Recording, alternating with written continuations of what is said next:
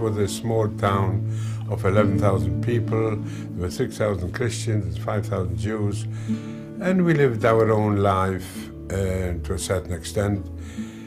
It was a very happy life for me. I went to school there. I made a lot of friends eventually. There was market day on a Tuesday and Friday. The peasants used to bring in geese, ducks, butter, eggs. I was a happy, normal child. I had quite a lot of different friends. I had a few of my cousins. I used to pal out. One of them was the same age as me. Summertime, I went swimming into the River Varta, and once I drowned, and the last minute somebody caught me by my hair and pulled me out and took me home. And I got a good telling off from my parents not to go to swim again on my own. And winter time, we had sleighs, and it was deep in snow. We used to, there was a hill down, we used to run down the hill, let go on that sleigh, and we used to direct our direction with our toes. This was our pump.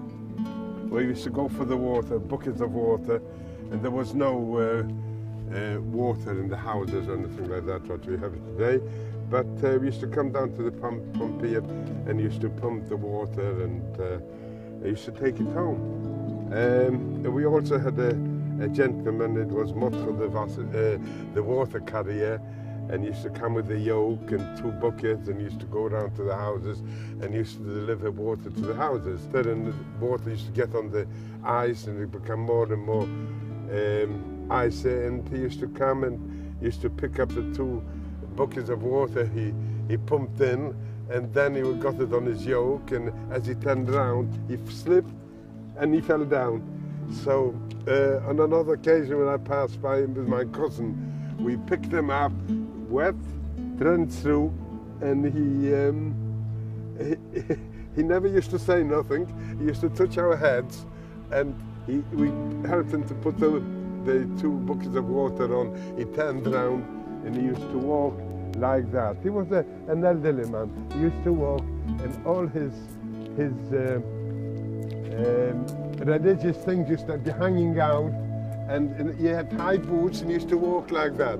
He used to look very comical, and everybody used to greet him, and it was a wonderful sight to see. There was anti-Semitism in the town, but we learned to live with it. We moved to Konyin. My mother had a mother there, an elderly mother, and she wanted to look after her. Also, we had quite a bit of family in Konyin. And I was 2 years old when I arrived in Konyin, and we lived around the corner from the synagogue. And the synagogue was a very beautiful building, and I still remember it today. We're now in the synagogue in Konyin, where I've lived for 5 years, between 2 and 7 years old. And I always had some very happy memories in this place. Well, I used to run up to my mum, see her here on this balcony. This was the woman's part, because men sit downstairs on the seats and the women are upstairs in the Jewish religion. And I was with my father a lot, and then every so often I ran upstairs to the women's part. The Germans, during the war, used it as a warehouse, the German army, and they never did anything. Even outside, using the fence, he's even got Star of David. The only thing is the Germans, they took out the scrolls, and they took the central point where the bimmer was. But otherwise, nothing, no. The building is as it was, basically. And it's now made into a library because there's no Jews left in Konya. We're actually in the back of the synagogue, just on the side of it, and one of my cousins used to live upstairs. Haven't seen it since I was a little boy. I remember it like today. Isn't it amazing? It's still going. Oh, this is the house, the family house where I lived. The few years I wasn't here in Konya. The togetherness, the family together, the warmth, and that was so much prominent in my life. And I remember it as from 3, 4 years upwards, you know, and it was really, so that is stands out in my mind.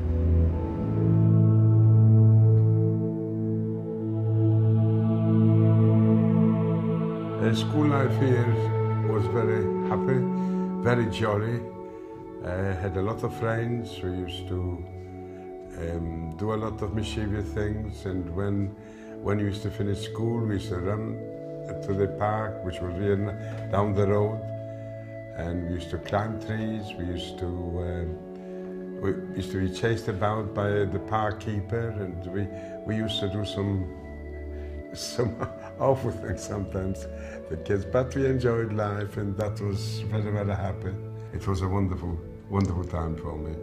And I had all my family here, so my grandmother and everybody was here. It was wonderful. My mother was born in this town. Yeah, we moved back from Konya to Sherat because my father thought he's got a better chance to work in Sherat because it was an army garrison town, and he was specializing on making these very high boots for officer boots. In the beginning, it was very difficult because I didn't have many friends. I had a few cousins which came around, and it took time to make many friends. And then I started school in Sherat, and then I went to Cheder, to the Hebrew school.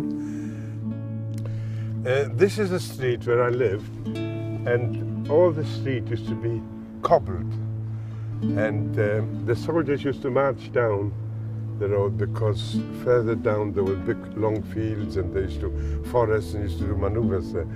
And as they marched down, me and my cousin and a few more kids took stakes behind us, and we marched down with them behind the Polish army, and they were singing all sorts of root songs and so on. It was great.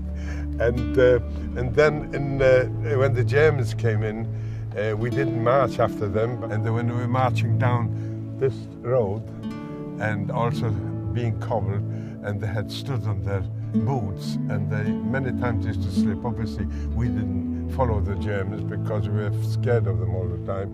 But the Germans were very happy when they were skidding and falling sometimes as well. It's to us kids, it was a great thing to see them in such a situation. There was quite a bit of anti-Semitism in Sherat, and obviously it used to rub off on the children. Many times children used to shout at us coming out of school, go back to Palestine and so on. I was born in Poland. My parents were born in Poland. They were Polish citizens, but basically, according to the Christian Poles, we weren't Polish, according to them. Men stood in the doors saying, don't go into the shop, it's a Jewish shop, don't buy from the Jews. And that happened already in 1938. Also, Jews already came in November 1938 after Kristallnacht, when they burned the synagogues down, and they arrested many Jews, took them to concentration camps, smashed their shops and so on. And they told us some horrific things, what was done in Germany. There quite a few families came into our town. As a little boy, I wasn't interested very much in a lot of these things because all I was interested is playing with my friends. But you could feel the tension. And in 1939, more new soldiers were coming into Sherats, and you could see the build-up slowly to the war. And even as a child, you could see it. And the first sight of Germans, which I first laid my eyes on, was in Lodz. And we were there about 18 hours, and the Germans have arrived on motorbikes with sidecars, and I was watching them, and then I dashed home to tell my parents that the Germans have arrived. And then for the next 2 or 3 days I watched the German army marching onto Warsaw. Warsaw was still free, the capital of Poland. And an invincible army with tanks and armoured vehicles and artillery. Poland had nothing like that. And the first Germans, which I've realised their bestiality, was when they caught a few religious Jews about on the 3rd day, and they pulled them to the square and cutting the beards off. And some of them had the Jewish shawl, what we call the talit, and they laughed and joked and took photographs full of German soldiers, and it was a great spectacle to them. And I thought that even as a small boy, I realized how wrong that was. Sherats under German rule, when we came back from Lodz, right away the Germans started catching people, closing up streets, and whoever was caught was taken to work. It was a daily situation. To the left was the mayor of the town in this house, and my uncle lived in the courtyard, and when the Germans came in September 1939, the mayor right away has put a uniform on, and a swastika, and so there's 2 sons as well, and they stopped talking to my uncle. And time went on, and things weren't good because elderly people and children got about half the ration. Then the laws came in that we got to wear a Star of David, one at the front and one at the back. And also they set up a ghetto. It wasn't an enclosed ghetto, but we had to stay in the ghetto, weren't allowed to go out. Anybody caught outside the ghetto would be shot. This was all around, he was here, the ghetto. I used to manufacture cigarettes. I used to pick up pimps around the town from the different soldiers, the German soldiers, and I used to buy filters, and I used to push in the filters to make cigarettes, and then I used to sell it to the peasants and whoever. You couldn't buy cigarettes in those days. That kept me going, and I was making money for my family, and I could go out in the villages and get some food, bring some food in. If the Germans would have caught me, they would have shot me. That was the law. If any Jewish person caught outside on his own from the ghetto was shot on the spot. Well, then eventually the Jewish committee set up a special place, and they used to deliver men for the Germans, so they stopped catching people. One night they came for my father. They knocked on the door, a German policeman and a Jewish policeman, and they told him to get dressed, which he did, and it was in the middle of the night. And they took him out, and he escaped. Then half an hour later, they knocked on again, started screaming at my mother. They looked at my brother, who was 4 years older than me, and told him to get dressed. And they took him with, and he escaped. And then our door was kicked in, and the scream by the German policeman screaming at my mother. We're all terrified, and he looked at me, and he says, right, you get dressed. But being 11 and a half, I knew they wouldn't take me to be sent away I was too young and too small. but I was wrong. They took us to see a doctor. At that time they still used doctors to see if you're fit for work, and the doctor sent me home. You go back home because you're too small to be sent away for work, and somebody from the committee says, no, his father escaped, his brother escaped, he's got to go. My fate was sealed, and eventually we marched towards the railway station, and just before the railway station, my brother beckoned me. He said, you go home and I'll go in your place. He even brought a suitcase with him. And I said, no, I'm smaller and I have a better chance than you. And he begged me, he begged me, he says, I will go, you go home, and so on. And I said, no, I was adamant, I will go. And I thought, I have a better chance in wherever we're going.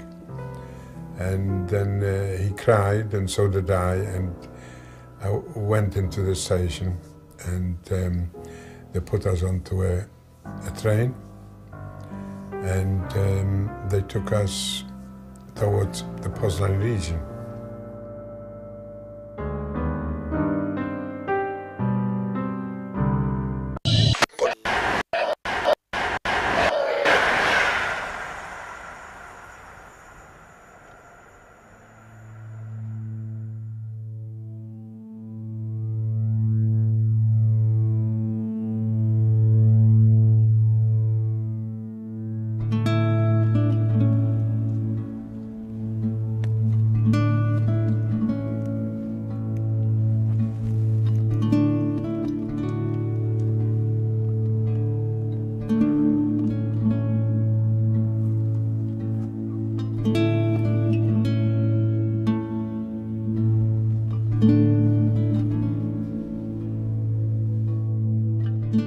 Here I arrived on March 1940.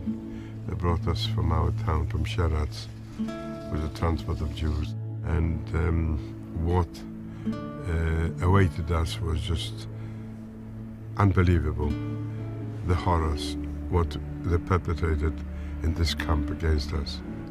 We used to get up about 5:30, 6 in the morning, some black coffee and some bread, and then went out to work, guarded by the black uniformed assessment. They used to guard all the workers, and they worked, and every so often, if you didn't work hard enough, you used to go out with the whip and used to hit you hard. And they also had a foreman called Rudy, and he used to split people's heads with a shovel. Also, when they used to come back from work, many times they used to hang them. When we arrived first, and they asked volunteers who want to go back home, and I was one of the first volunteers, hoping they'll send me back home, and more people stepped out who doesn't think he can work hard enough, and many went out, and they took us to a different barrack. Time went on, and then one day a German civilian clothes came, and he looked us over and he said, I'll give you a choice. You're going to work in the kitchen or bring water into the camp. You'll be much better off than going back home. But nobody wanted to stay here in this hell. So he didn't say nothing and just walked away. And he came back a fortnight later. And once again he told us all to come out, and he picked a few boys out, and I'm one of them. And he said, you're going to work in the kitchen and bring water into the camp. And little did I realize he saved my life, because several weeks after a van arrived with some assessment, and they told everybody to get undressed just in their underpants, and they started beating them to get them onto the van. It was completely enclosed, and there was an exhaust from the engine, and as the van moved forward, they gassed them that way. That was the beginning, as I started experimenting on gassing in vans. They were merciless how they beat these people and killed these people.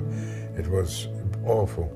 To see your own friends who were a few years older than you being beaten to death. I was in the wash house and they brought in somebody from my town, and he was only 21 years old and a very intelligent young man, because he went in the village to beg for a potato, and they said he tried to escape.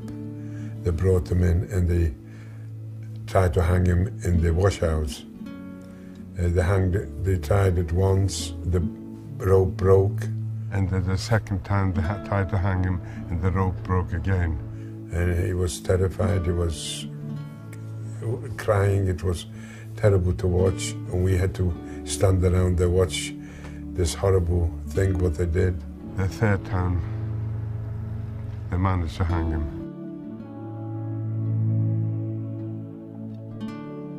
And we could see the terrible things happening here every day, and there was nothing we could do about it. We just had to stand by. The guards were very cruel, and the work was so hard that people threw themselves onto the train here, storage to bring back pieces of flesh into the camp, and we had to bury them. And imagine me as a young boy had to go down, push these dead things, bodies, and take him to this village. There were some trees surrounding this grave, what we used to bury the bodies every time.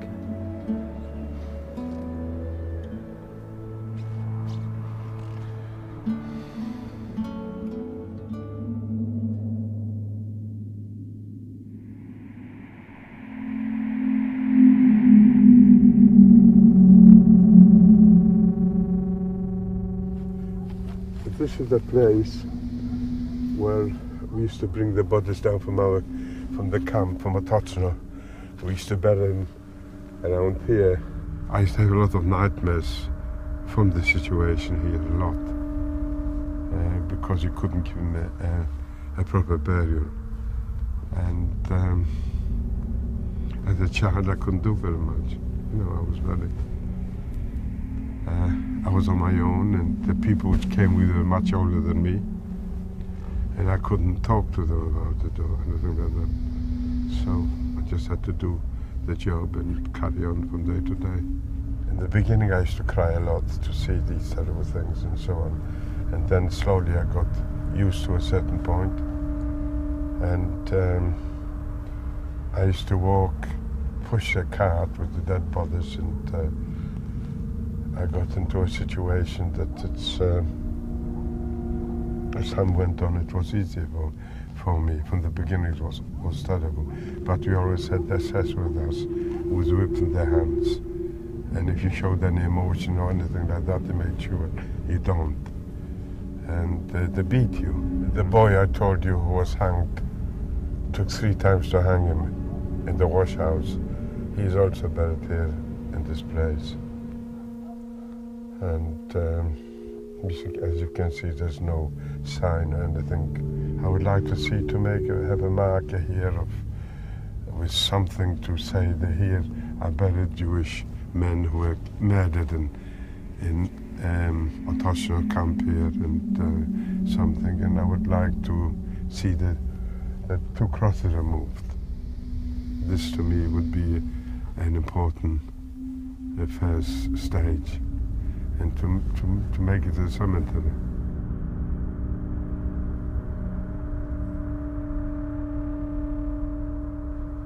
When there were the last group of 11 men, 9 were sent to another camp, and one afternoon, and as I was cleaning the camp commander's office, he came in. He was a man stooped a bit. He had the glasses, he wore it on tip of his nose, and he looked up through the glasses at me. He says, I'm sending you home because you're too small to be sent to another camp. I'm sending you home. And that got me very worried, because I've seen what happened to the people that volunteered to go home. They were gassed eventually, and I was terrified. I've seen a man walking up, and he was from our town, an ethnic German, and he used to be a house painter before the war, and I recognized him right away. And the camp commander says, "You're going home with this man," and then I realized that it is true. And I was very happy. He told me to run back to the barrack and bring my things, and I had nothing, a little bag I had, and I came back to his office here, and then we walked down this road here towards the building over there. We stopped at the station, and we waited for our train, and he gave us some sandwiches, which was wonderful, and he took us home. As I walked towards the station, I just looked back at the camp, and I thought, if ever there's a hell, this was it. And to see your own friends and my brother's friends, young boys, walking around and coming up to you, crying and begging for food from me. I didn't have anything, but, you know, just, I couldn't help them at all, and it was, you can't describe what I had to go through here.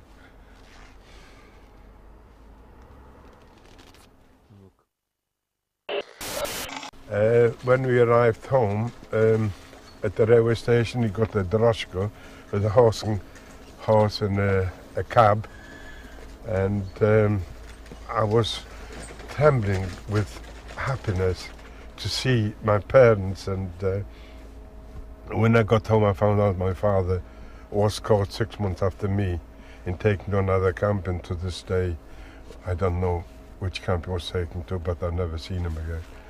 And then mothers and wives came running in. How was my husband? How was my son?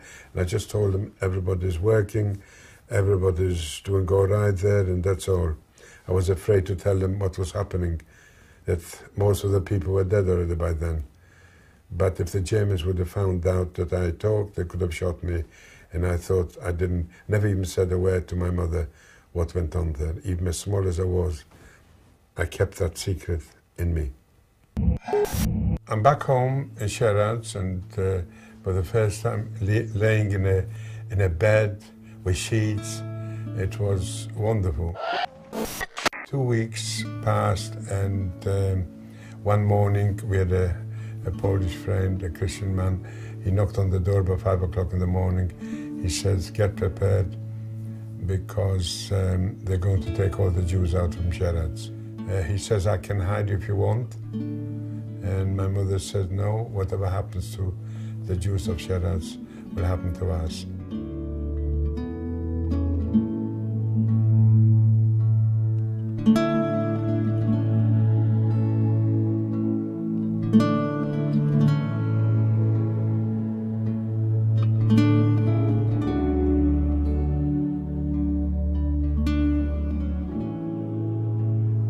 Here on the 24th of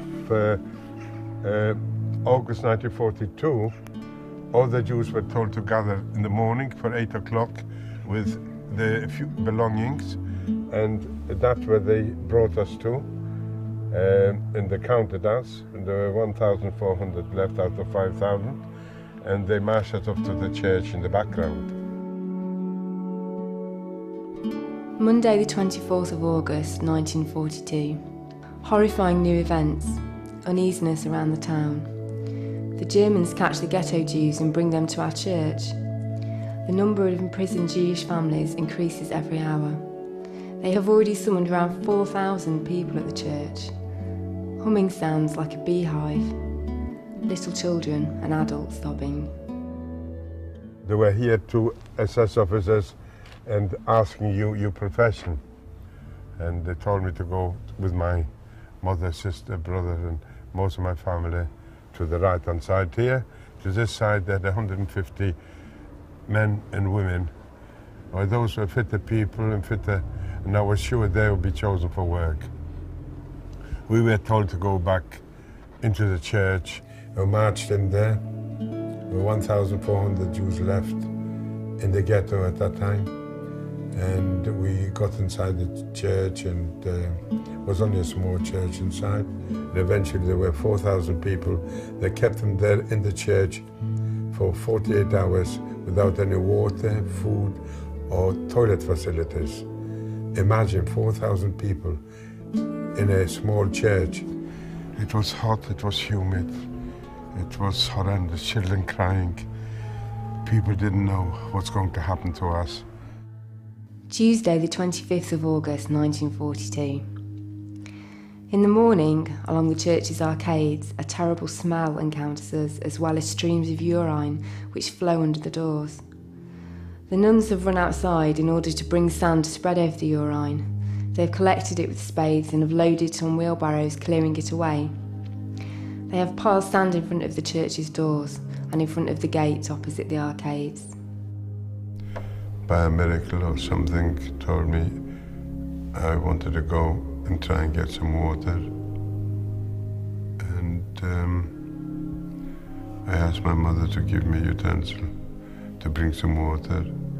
And as I went to the gate, and one of the SS officers screamed at me, "What's your profession?" I told him I was a tailor.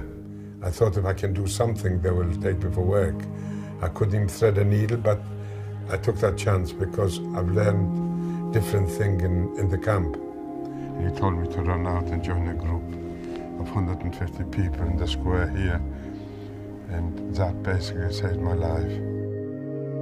I still had my metal pan in my hand, and as we passed by the church, as we marched past, I looked at the church, and that was the last time I've seen my family forever.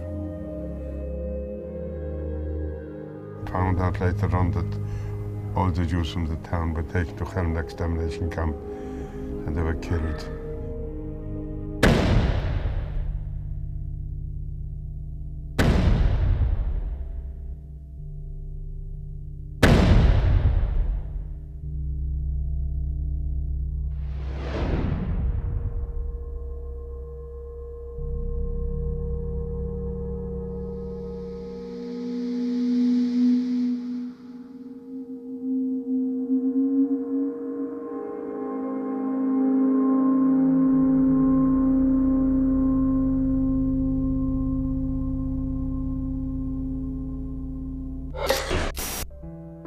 We're still here in Chelmno, and this was the church where they kept the Jews when they brought them by lorry and also by train.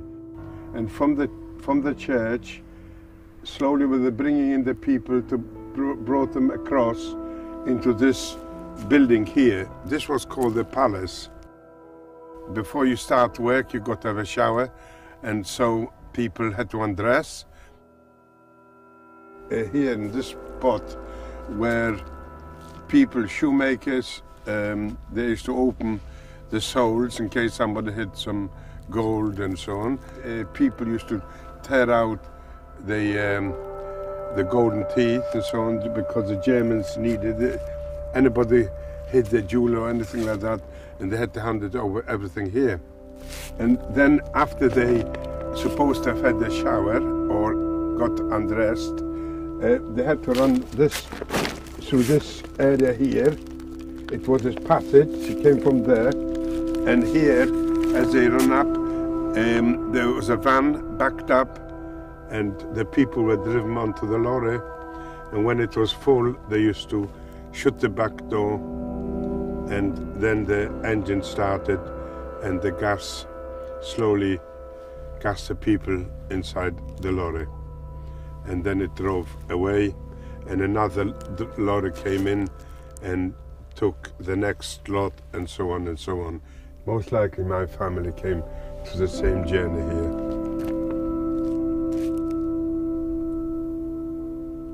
Every trick in the trade the Germans had to make sure nothing gets mislaid and nothing gets lost in the process of murder.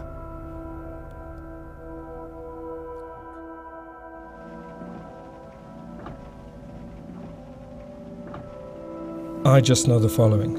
that I only saw the following. A room, if I still recall correctly, perhaps 5 times as big as this one, or it may have been 4 times as big. There were Jews inside it.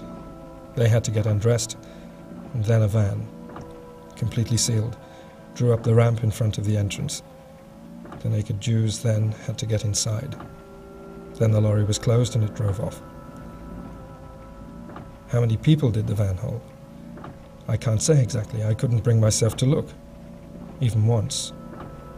I didn't look inside the entire time. I couldn't. No, I couldn't take any more. The screaming and I was too upset, and so on. I then followed the van. I must have been with some of the people from there who knew the way. Then I saw the most horrifying thing I have ever seen in my entire life. The van drove up to a long trench. The door was opened, and bodies thrown out. They still seemed alive. Their limbs were so supple. They were thrown in. I can still remember a civilian pulling out teeth with some pliers, and then I just got the hell out of there. I got into the car and I got the hell out of there. I know that a doctor there in a white coat said to me that I should look through a peephole at them in the lorry. I refused to do that. I could not say anything. I had to get away.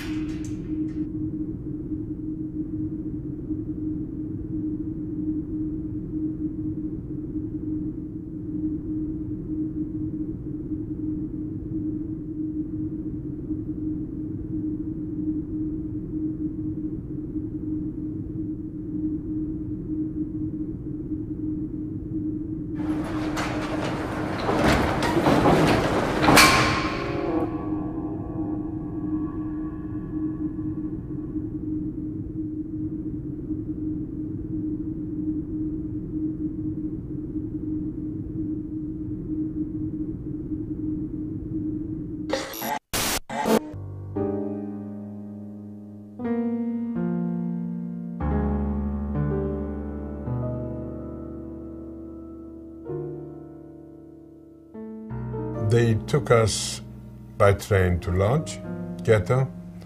When we arrived there, I was not prepared what I was seeing. Children begging in the street, people dying, people lying on the floor dead, just skeletons.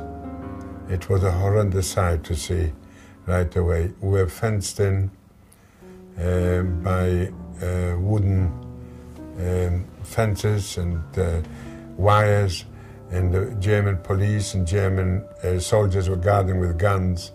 A fear came over me very quickly. Here I was on my own. The other people had their own problems, who were the other 150 people. And in my mind, I still had my family. I wonder where they're being taken. And every day, as I came into the Lodz ghetto, was looking out for transport, maybe somebody from my family will arrive, and it wasn't to be.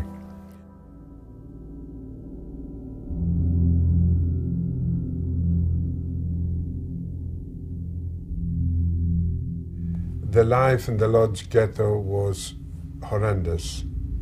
The ghetto was specially made in the very, very low down area, without running water. The toilets were in the courtyards. Very, very bad housing, damp, and they used to push in about 8-10 people to a room. It was a horrendous place, and the starvation was just unbelievable.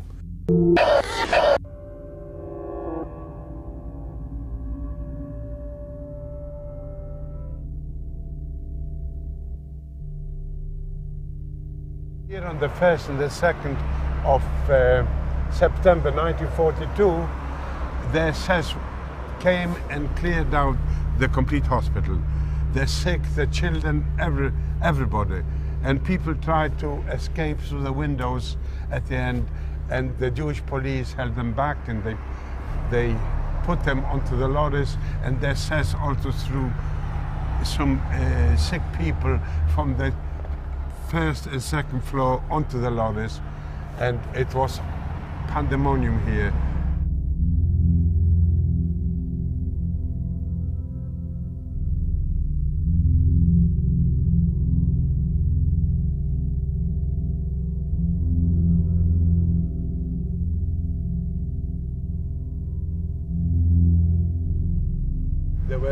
There were children who still had parents and families, and I used to look at them and I thought I was up here on my own.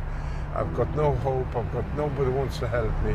I was so low that one day I lost all hope, and I walked down into the street, sat down on a corner, and I started crying. I didn't know what to do. I was on my own. Suddenly a lady passed by. She touched my shoulder. She says, "Why are you crying?" I said, "I've nobody here. I came from Sherrod, and everybody of my family was taken away. I don't know what to do."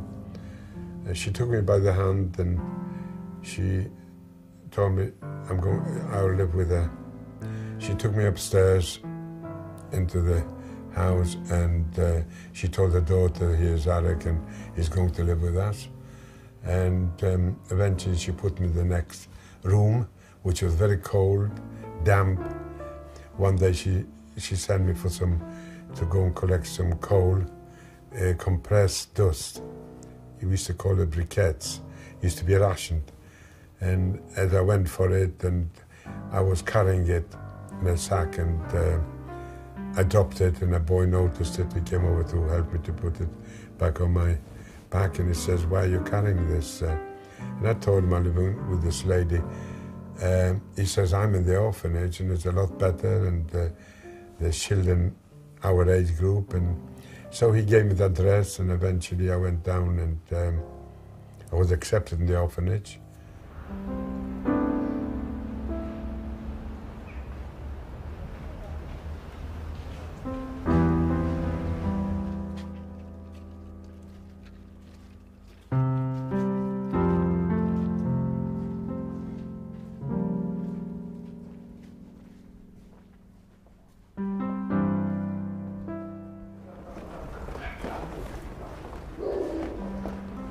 Well, here we are. This was my orphanage when I was in the large ghetto.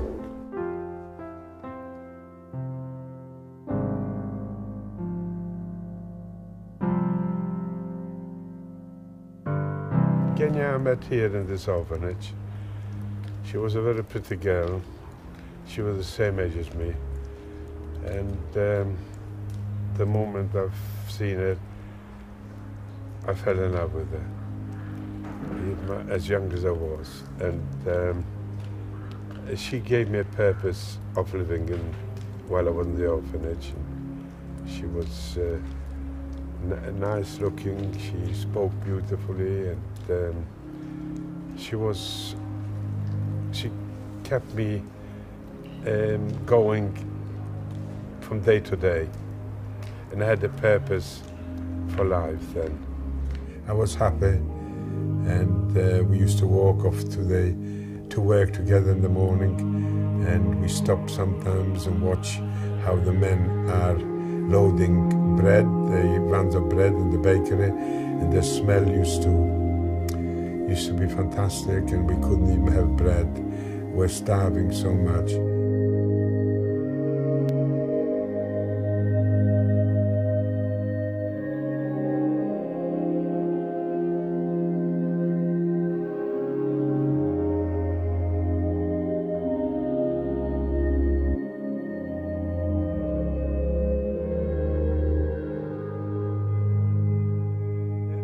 My window where I stayed, my bedroom was on the third window on the first floor. The fence, the ghetto fence, was about a meter from this part here, and it was about 2 meters high, of wire mesh and also wooden boards. We tried to keep away from it because anybody who came anywhere near, about 2 yards even away from the fence, the guards used to shoot.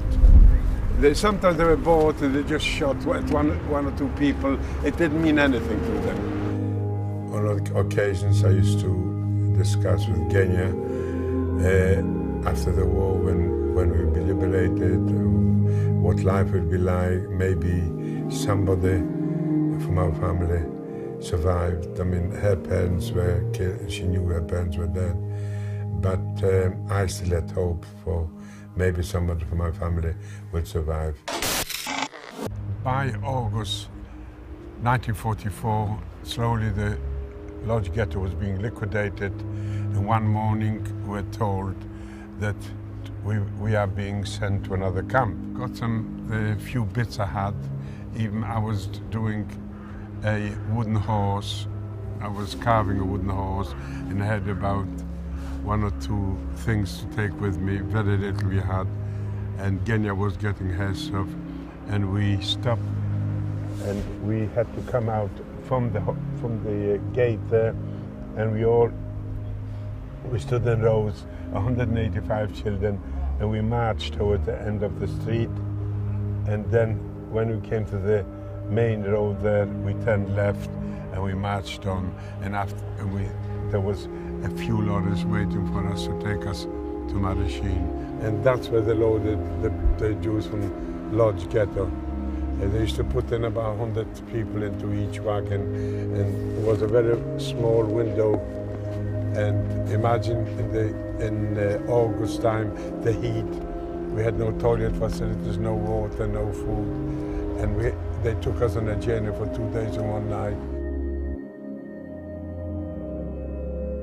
Well, whatever they're taking us, let's get it over with.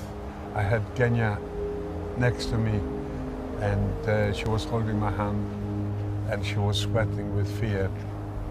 I said, look, I've been in a camp before, and I got out of it, so I'm sure we'll be working here, and we'll be all right. And when I looked out from a crack from the wagon, when we stopped, we arrived in Birkenau, Auschwitz. I've never heard about this camp before. Nobody ever did.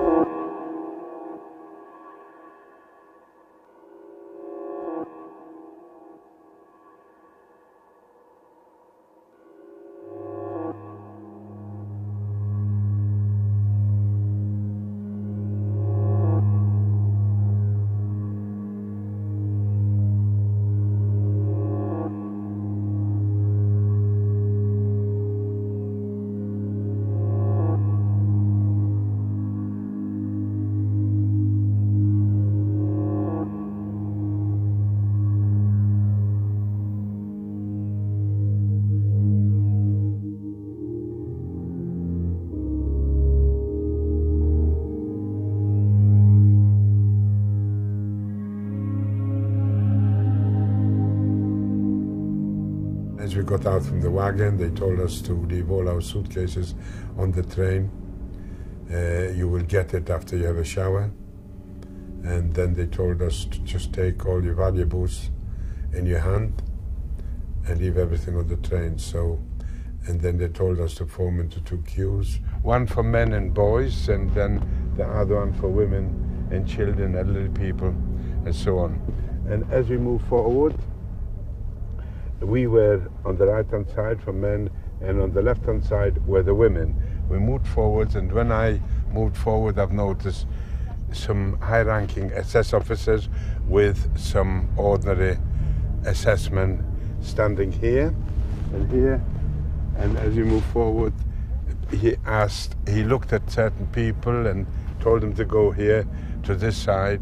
We didn't know, I never heard about Auschwitz. It was just a camp. They told us we're coming to a working camp and so on. And also some people, I've noticed some fitter people are going to this side, younger people, fit people, not knowing anything.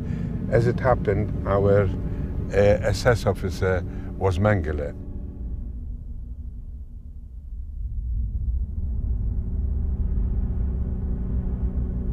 I didn't know who he was at that time, but I was in the camp later on. I found out who he was. And as it happened, all the 185 children, including me, were sent to the wrong side. And I always knew in my mind, never be with children or elderly people. If the Germans don't need you, they'll kill you very, very quickly.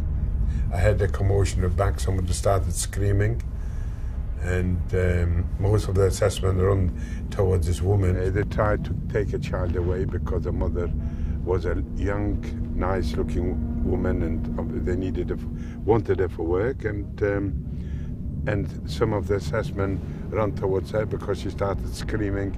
And even the Germans, when they wanted to kill you, everything had to go systematic, everything had to go without any hiccups, and obviously they didn't like what was happening. So as I went there, I just walked over. I stopped for a second and I walked, followed these people here, men and women, younger people, and another boy from the orphanage followed me as well.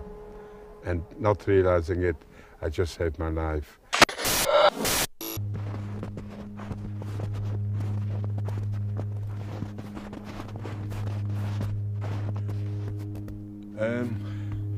Here was a spot where I looked back and I could see all the children from the orphanage walking to the right-hand side.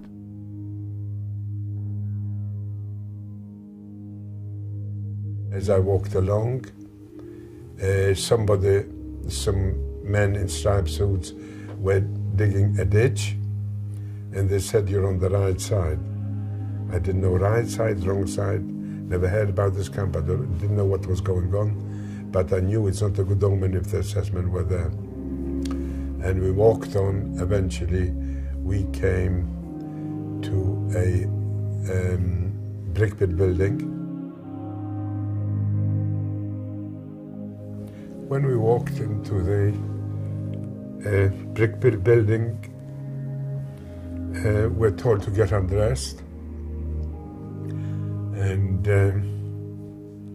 I took my clothing off, and I had 6 photographs still of my family. And that was the last time I had any photographs or any idea what my parents looked like in my family. And here I had to leave my clothes in front here, and they took us into the shower room. First they cut our hair completely, they shaved all our hair off, and then they took us into the shower room. And this was a building where they used to process all those people which were selected to live.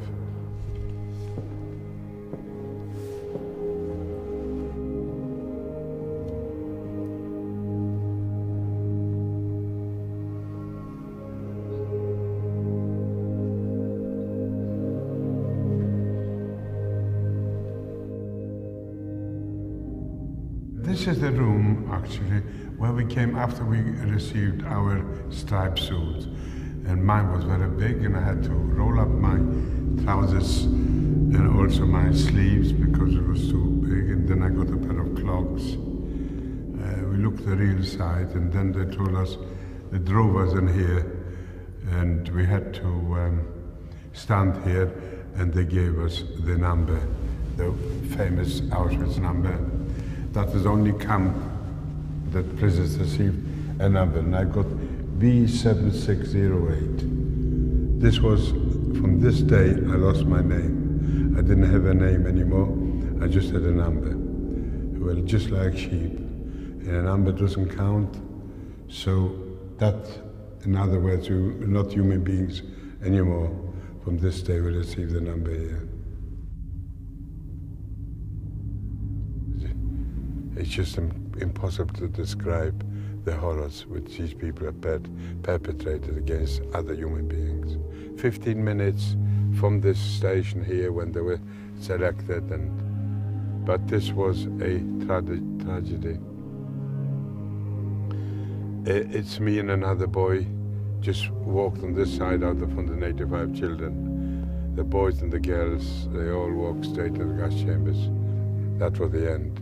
By the time I was showered and my hair cut off and given my striped uniform and the number on my arm, by then they were all more or less, everybody was dead, including my first love, Kenya.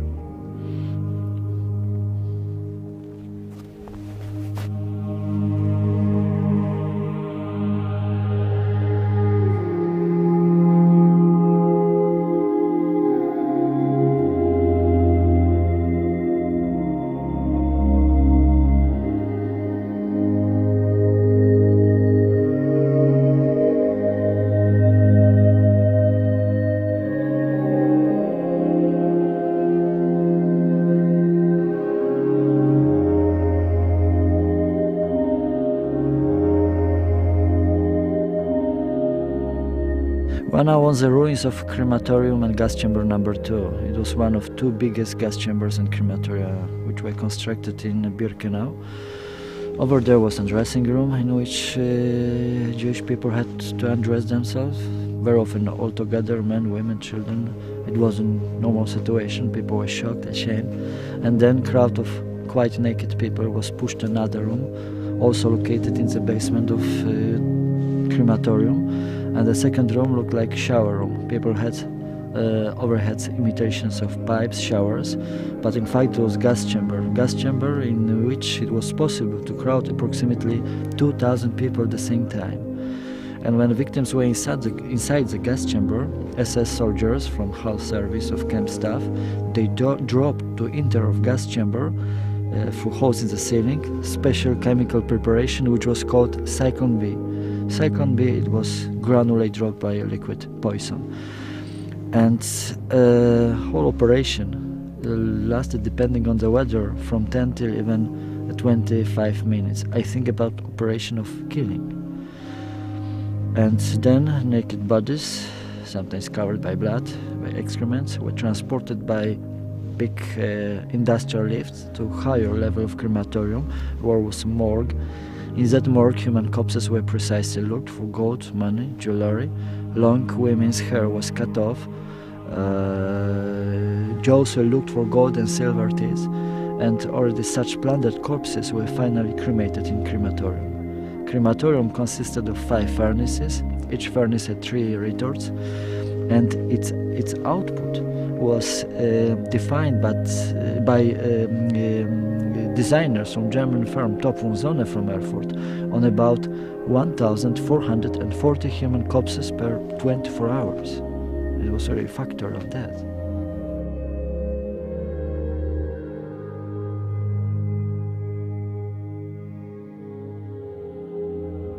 Try to imagine Jewish family, and suddenly man is separated from women and children. He's informed that he will go to work, and his family was sent to another camp for women and children. And of course he was sent to a building in which a whole procedure of registration was carried out, and he was beaten, he was kicked, he was in shock.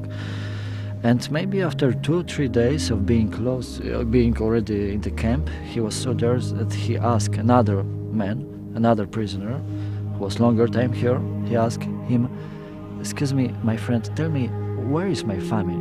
Where is this camp for Jewish women and children? Please tell me." And maybe that asked man answered in ironic smile, "Your wife, your children? Do you smell this characteristic smoke? Do you feel this taste which dropped on your lips, sweet-like, fat taste, flavor? It is your family. That your children." Can you imagine disaster of such prisoner who lost everything, all sense of his life, his family, relatives, everything?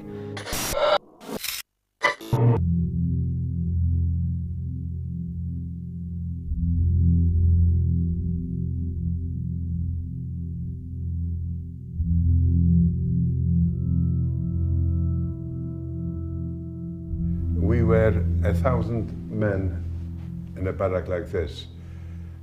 We slept 5 and 5, so it's about 10 across. We slept on a very little bit of straw. The conditions were horrendous. Some men were grinding their teeth, snoring. Dead people died next to you, and early morning you see they were dead. It was just undescribable. We were waking up about 5:30 in the morning. A metal bell was ringing, and we quickly had to get dressed, run to the toilet in the wash house. And in the wash house, there were the toilets, which was about 30 to 40 holes in a slab of concrete. Imagine the winter time in the cold, and then there was some cold water we had to wash very quickly. After a few minutes we had to be out, otherwise they said we were shaking, and there was a man standing in the gate at the door waiting.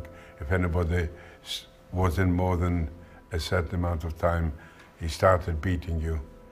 And many people, when they left the wash house, they walked up to the wires and electrocuted themselves. They could not take it anymore. We had to go out to work and walk for a few kilometers, and on the way back in the cold, we just dressed in a pyjama, striped pyjama, and very little food, and people died off like flies. Your mind went back to your family, to your thoughts of the family. Maybe one day you might see them. You didn't know anything what happened to them.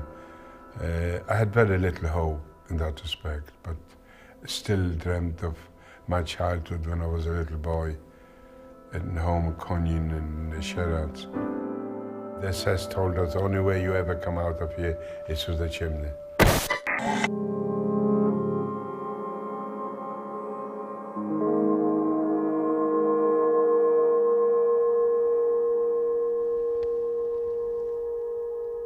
I stood away from the wire, and it was a Sunday. I remember like today, we had the day off, and the assessment was walking with his dog and eating his meal from a aluminium container, what he had usually here, and he was eating right in front of me, and here I was starving. I was just a skeleton. And he looked at me and he said, "Are you hungry? Do you want to eat?" And I shook my head. I was even afraid to say the word. And he came towards me, and he stretched his hand out, and so did I, and I thought he's going to give me the food, and he threw it down for the Alsatian dog to lick it up. And that is a cruelty, the inhumanity, what these assessments did. They were savage, they were cruel. A human being meant nothing to them. They were something that the world should never see again.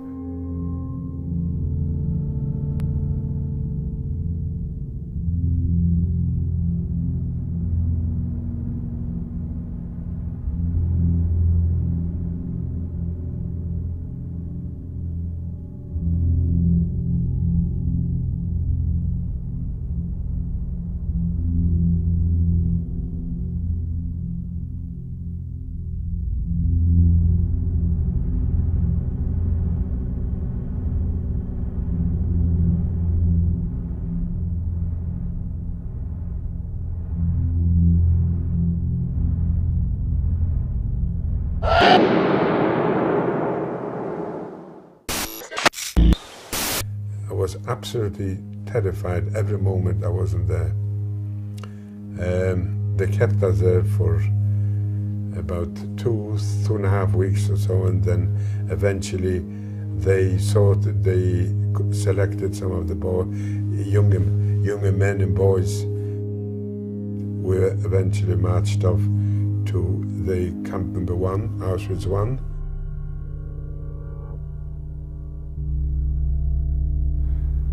I made myself older. I told them I'm much older, and maybe that's the reason why they picked me in the end. But my real age was about 14 and a half. I was nervous, scared.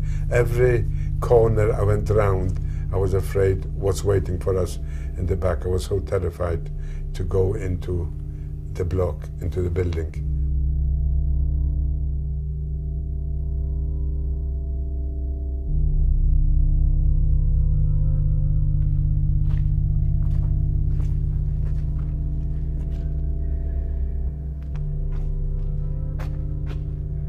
I was brought here in the beginning of September 1944. Got to this door, I was very fearful where we're going and what's going to happen there, because I never trusted the SS. And as I walked in from door to door, I was petrified, looking around at every corner. And when we got further down, I realized it's okay. We each had a bed, which had a straw mattress. There were actually army barracks before the war, and they didn't demolish it, and everything was there. So some of them had 3 bunks, single bunks, and some of them had single beds.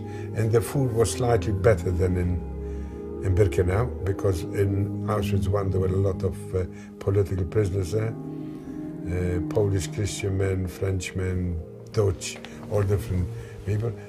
You could only hear the SS screaming, howling like dogs. It was horrendous. The voices were so frightening here. They shouted every kind of abuse they could at the prisoners. It was frightening. All the time you were here, it was just continuous screaming at the prisoners all the time. It was frightening even to listen to it. We got coffee, a bit of coffee with burnt wheat and a piece of bread, and they gathered us, they counted us, sometimes an hour, sometimes 2. People fell on the side.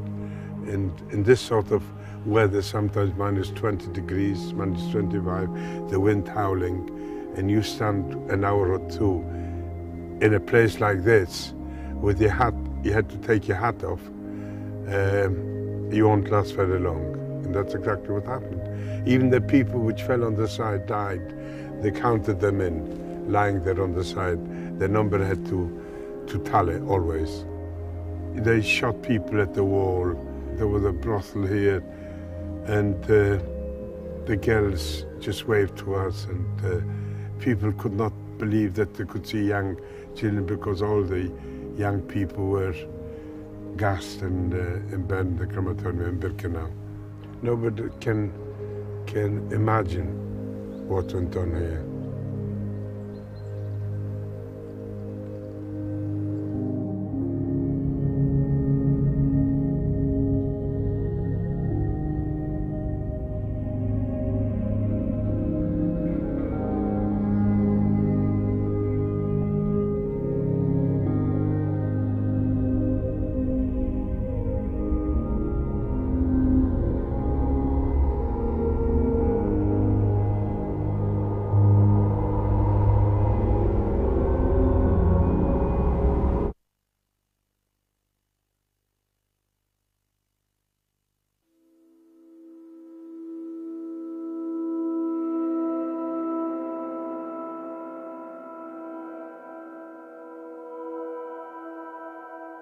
According to the papers from the archives from Auschwitz, I was taken out on the 25th of January 1945. We're told to come outside. We're going to be transferred to another camp. It was the 25th, 2 days before the liberation of Auschwitz. If we could have still stayed another 2 days, we would have liberated in Auschwitz. But they took out columns of prisoners because they didn't want anybody to stay alive to tell what was happening here, and they took us out on the death march. And just in the striped like pajamas, we had clogs on, no coats, no food, and columns of thousands and thousands of men were marching on in deep snow. We eventually were taken to Katowice. Once we got to Katowice, they loaded us onto the wagons, enclosed wagons, and they took us on a journey for a few days. Eventually, we arrived in Buchenwald. They had a crematorium there, but it was not an extermination camp. They disinfected us, and they gave us a shower with hot water, imagine, after all this terrible ordeal. And they put us into barracks with Russian prisoners of war. And I was transferred to another barrack with children, my age group. It was already April 1945, and the war was going bad for the Germans. We were certain the Germans would be defeated any day. And once again, on the 7th of April 1945, the Americans weren't very far away. We're told all these barracks have got to come outside, and they counted us and marched us off towards Weimar. It was about 10 kilometers away from Buchenwald, and there they put us on to open wagons. I mean, with 4,000 men, and they started shunting us around for a whole month on open wagons.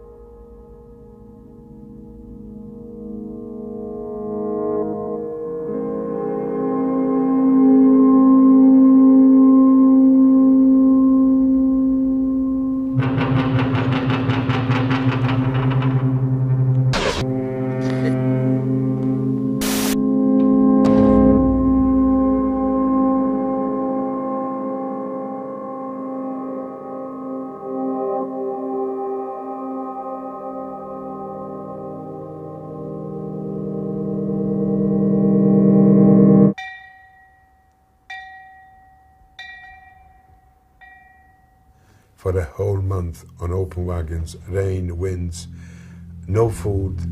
Another occasion they brought some cauldrons of soup, water soup, and they gave us to eat, and it was so bad that we couldn't even eat it because it was so salty. Deliberate, that was done completely deliberate. I had bread. When the SS gave us bread, sometimes a small piece of bread. In the meantime, I've eaten grass before, and I couldn't digest it, and it was lying on my stomach. You can't digest grass. So what I did, I put my finger in my throat, give him the grass back, and ate a piece of bread. I had a pair of shoes, and slowly I've cut the leather off, and I burned the leather, because leather you can't chew. But if you burn it very hard, you can eat it, and slowly that kept me going and kept me alive. As the journey went on, and more and more bodies were lying around on the train, and as we buried them, the SS did allow us to bury them because they were afraid for themselves.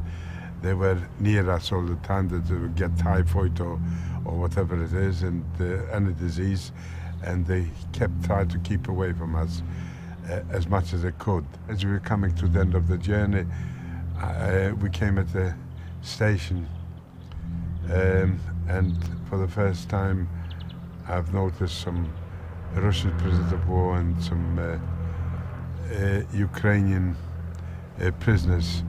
They started cutting off the flesh from the bottom of a body, and for the first time I've realized cannibalism.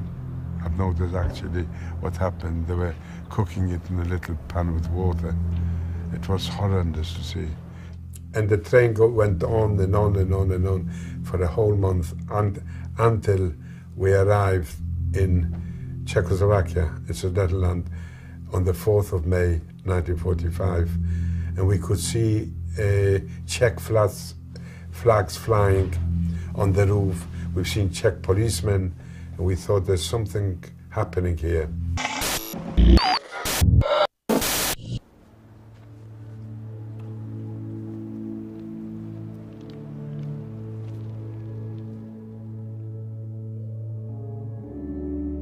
Here is where my journey finished on the 4th of May 1945.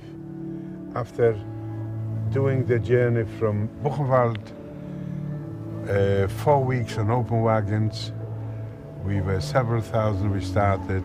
We arrived here, just 600 of us.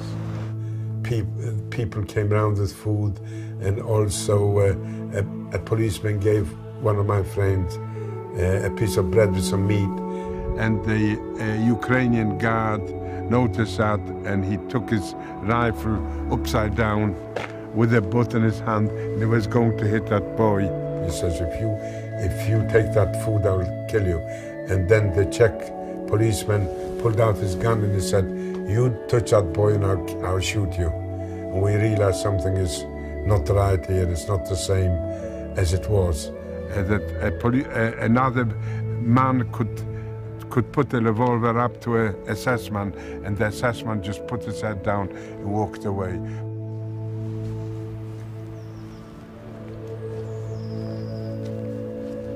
I realized I am seeing a small flicker, a light in the tunnel. The Red Cross is taking over the town several days before that, and the Germans were still around, and we were taken into a building over there.